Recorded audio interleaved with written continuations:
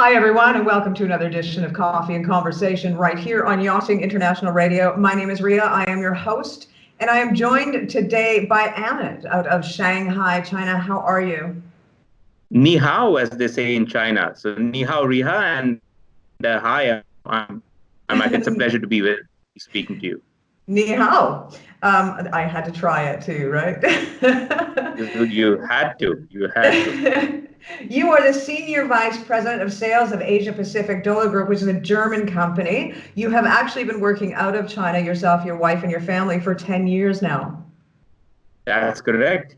10 long years. Huh? So I was in Germany before, and I was sent on a 3-year assignment. And to be honest, we fell in love with China, so we kept asking the company if we can stay more. And 3 became 6, 6 became 9, and now we are 10 years. So Kind of you getting think veterans.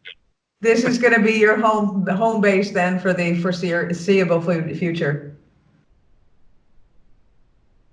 Well, yes. We of course know that this is probably not going to be a permanent home, but Ria, it's 10 years now, right? So 10 years of our life in this wonderful country. Yeah. We've gained a lot here. Well, the reason that I contacted you actually for an interview was because I saw something posted on LinkedIn that sort of really connected with me. We're seeing across social media outlets everywhere. There's memes, there's jokes, there's all sorts of things. There's panic, there's speculation, and every news source that you go to has different to say. So I wanted to know from someone who was living in China and currently in sort of the center of the crisis, what is it like there right now? How are you experiencing things? I mean, I know that the Chinese have just gone back after the new year, and everyone's going back to work slowly. What is the feel of the Chinese people at the moment? Right. But before that, as you rightly said, what has happened is that both me and my wife have been very fortunate because we've been extremely well connected with the Indian community. We're around 3,500 Indians in Shanghai and around 75,000 Indians in China. Now, not a big number, but fairly nice, very close knit community. A lot of my friends reached out to me and Aparna, my wife, and said they were also disturbed exactly like you. There was a lot of unjustified criticism, memes, names, even fake videos. And what we realized is the best way to do is to actually go to the print media in India, which is still a very powerful media, actually write. And we were not even aware that those articles would really become very popular because we had actually, I guess, touched the chord of what many people, let's say many people like you and me who are sensible and who actually felt that they should write something like this, but probably couldn't do that. And so therefore there was a huge recognition and a lot of appreciation to the columns that both me and my wife Aparna wrote. And I'm happy that you were one of those who saw that because I posted that on LinkedIn, and here we are. Um, Now, the epicenter of this crisis is Wuhan. As you know, Shanghai is rather far from that city, but of course, Shanghai is the business capital of China and one of the powerhouses of this huge economic engine that we all know as China. So yes, so here is the deal. We when this crisis broke out, when there were quite a few of our friends who decided to go back to India, and we said, well, guys, we want to be here. That itself should show the trust that we had in the fact that we knew that this country, China, would definitely be able to take care of the crisis. And my word, my God, the way they have done that is simply amazing. Um, to build an hospital in Wuhan, 1,000-bedded hospital in 3 weeks. I, I don't think there's any other place in the world who can even come close to that. And I'm not trying to praise them unduly. I'm just saying that on one hand side, when people just send me pictures of roads being dug up or highways being closed, well, it is being to ensure that the infection doesn't spread. it is not being done where communities are being isolated and left to to perish. It is ensuring that this is curtained in a particular area, and then they are given the best possible medical aid and assistance. uh, what is now happening, as you rightly said, is that companies such as mine are slowly being given the permission to open up, but there's a wonderfully controlled mechanism in the way they're doing it. It is only a critical staff that is being asked to go into the factories and get them started. Anybody who's really not in a critical function is actually asked to work from home. Somebody like me who is into sales is actually said, hey, work from home. Uh, be Now what happens is, in the community that I live in, if there is any case of a potential infection that they find out, then they ask us to stay indoors. But this is really not a jail as is being shown by many other medias. China is a country where everything works on this thing called the phone. So you can basically order everything on the phone. Everything pretty much gets delivered. Now, earlier it used to get delivered on your doorstep. Now they deliver it at the compound gate, and you just go and pick it up from there. Things are easily available. Yeah, what is very astonishing for me and my wife is that in all this crisis, not a single commodity price has gone up. The milk is still the same. We get eggs and bread at the same price. They are still very much available in the supermarket that we go to. On the contrary, people are much more helpful in ensuring that they don't really stack up on things. Again, China has used the media, the social media, in a wonderful way, and they have used technology to their advantage. I have an app now where I can pretty much zoom in on any area in my city, Shanghai, and find out about the actual number of cases of patients. Find out the exact area, find out whether that area is suitable for me to go, if it's not suitable for me to go. All that, I mean, that's the kind of transparency that the Chinese government is maintaining about such an important issue. So it has given both me and my wife Aparna immense confidence to stay in China. Well, and I mean, the one thing about the Chinese, back in October, we learned that China had overcome the Americans for the first time ever in history as far as billionaires and people becoming millionaires on a daily basis. So China is definitely leading economy-wise. Do you think that this virus will have impacted that long term, or is it just a blip in the radar? No, I definitely feel that there will be an impact, not only about this virus, but I believe that with such viruses now not becoming a common occurrence, but actually surfacing in different parts of the world, I think the world of tomorrow will actually have to uh, take into account the health risk that is there for whenever a business deal or a business discussion is happening. When we probably 10 years back, this was not even a point of discussion. We did not have health risks, risks to the population as even a consideration in planning your businesses. I believe now, not only in China, but I guess around the world, companies, organizations, and countries would probably start to look into this aspect pretty seriously. So it is a serious aspect. Well, I mean, one thing that I was seeing in local newspapers here was that they were talking about the fact that Chinese food restaurants, they were seeing a decline in sales, and the China shops where they have, some of those great things that we go to get good prices on, and as well as the Chinese grocery stores, we're seeing a decline in sales and really feeling the effect. What do you say to people who boycott those types of stores just purely out of fear in the rest of the world? Well, my only question is, if that's the case, there will be one or the other infection.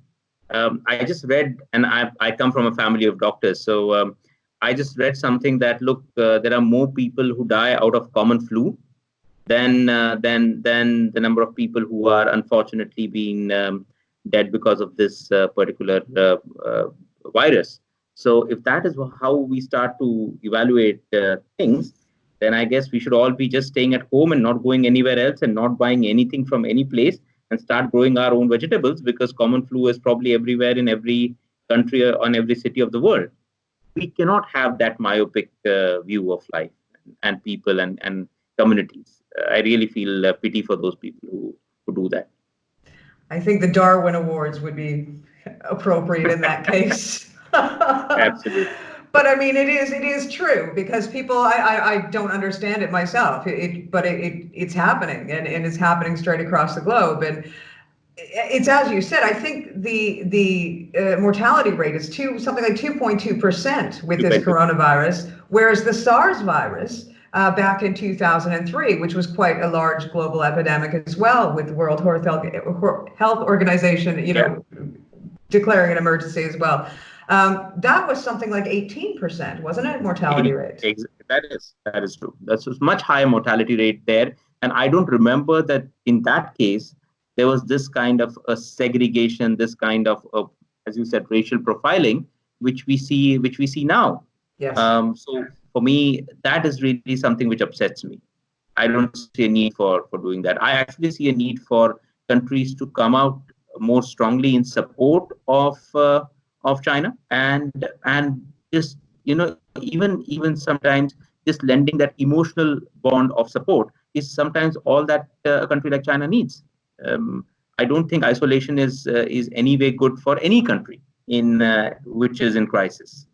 I don't think it helps anybody. Even it probably doesn't help the countries who are really doing that. No, I mean, it definitely doesn't help anybody. And at the end of the day, it's like you said, it's like the common flu. I mean, the rate is like the common flu. Sure, for sure. Every time of year, it doesn't matter where you are in the world, we tend to wash our hands a little bit more.